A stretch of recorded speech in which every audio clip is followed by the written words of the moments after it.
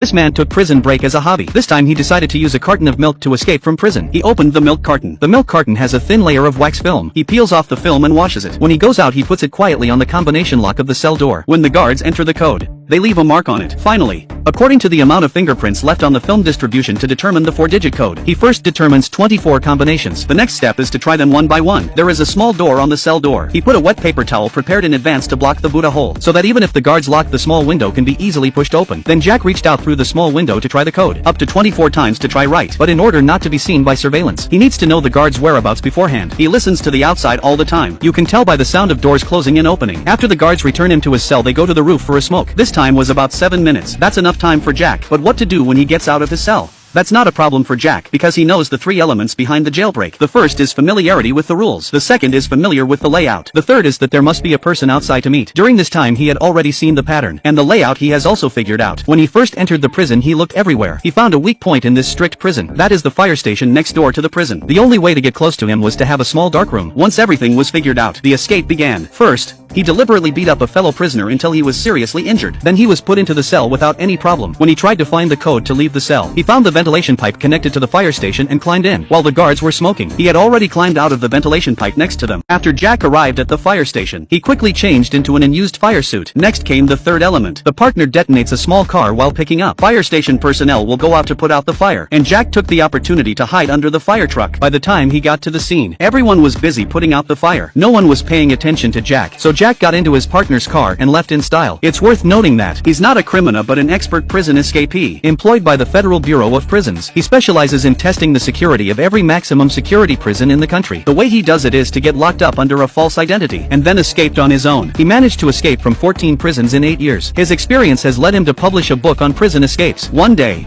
a beautiful woman approached Jack. She offered him $5 million.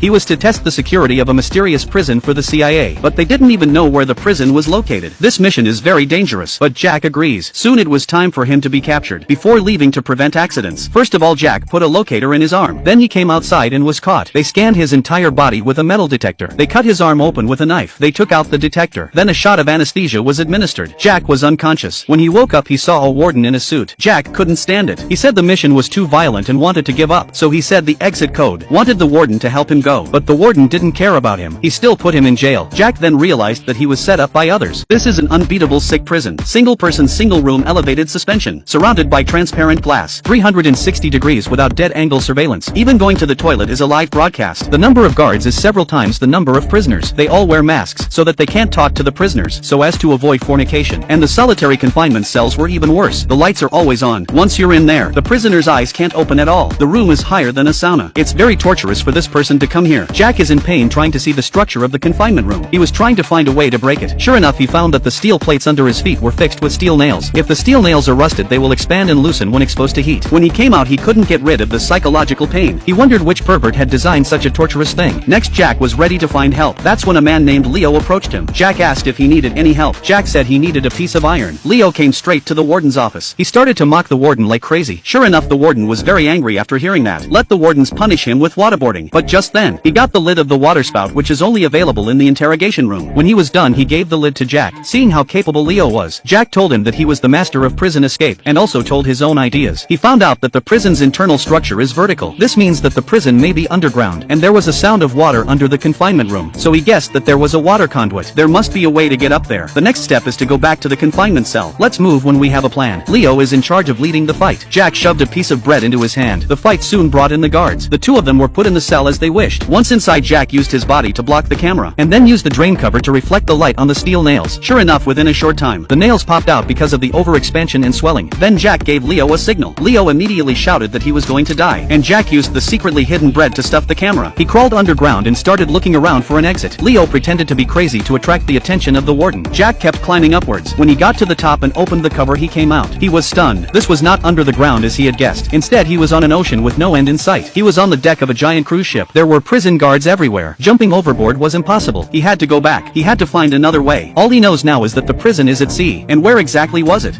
That's where Jack had a good idea. This man secretly makes jailbreak tools under the table every time he eats. 2 eyeglass lenses, a ballpoint pen, a piece of cardboard, and a glass tube inserted. The thing made is called a sextant, specially used to measure the direction. Jack used it to measure here is 30 degrees north latitude, and then based on the wind direction, humidity, and temperature. He immediately determined the exact location of the prison in Morocco. After listening to Jack's analysis, Leo was very excited because he had an acquaintance in Morocco. If he could spread the news, there would be someone outside to help them escape from the prison. Jack suddenly remembered the doctor in the prison. He wanted him to help send the message, so he asked Leo to stab him. Then he came to the doctor to get stitches. After a while, he pretended to be sick and came to the doctor to vomit. After a few meetings, Jack got to know the doctor very well. Jack then reveals his true identity to the doctor. Ask him to check it out. After the doctor checked, as Jack said, so he decided to help him deliver the message. Everything was ready. Jack decided to act tonight. At night he used Morse code to send a signal. However, the warden found out. According to Jack's signal, the warden deciphered the meaning of it. Tomorrow morning there will be a riot in Area C. The warden immediately ordered to send 3 times the number of police officers to guard the C area. But this is actually Jack's trap. He wants all the guards to be in Area C, so that only 2 officers are left in his area. In the confusion, Jack and his team slipped away and climbed up the stairs. Just as they reached the deck, Jack found that the lid on top wouldn't open. It turns out that this is the prison's defense system. The only way to unlock it is to cut off the power for 5 seconds. Jack decided to cut the power to the power room himself, but that meant he had to be left behind. He had no choice but to go down to the power room. When he operated the computer to shut down the circuit, Leo was able to open the door without any problems. He finally made it to the deck. The responding plane had arrived. Seeing the guards coming after him, Leo rushed to the plane, but he refused to leave and insisted on waiting for Jack to come out. On the other hand,